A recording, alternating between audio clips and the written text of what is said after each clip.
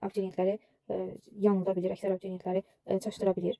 Nəyə görə? Biz normal qaydada bilirik ki, 68-i vuranda simvol sayına, vuranda səhifə sayına və vuranda əlifbanın gücünə həcmi tapmış oluruq. Və burada da sətr sayı verilib ki, 64 sətr sayıdır, 128 səhifə sayıdır və əlifbanın gücü də Unicode deyirsə 2 bayta vursaq, sol tərəfi baytına almış oluruq. Bir də vurulsun sətr sayına ki, biz sətri tapmalıyıq burada.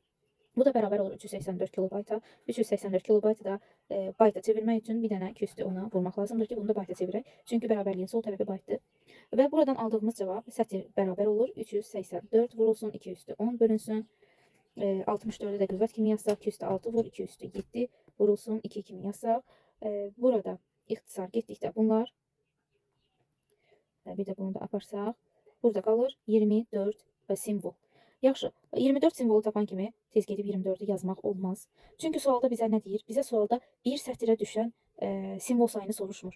Bizim burada tapdığımız sətr idi. Bir sətrə düşən simvol sayı 24-dürsə, bəs yaxşı, bir səhifədə neçə simvol var?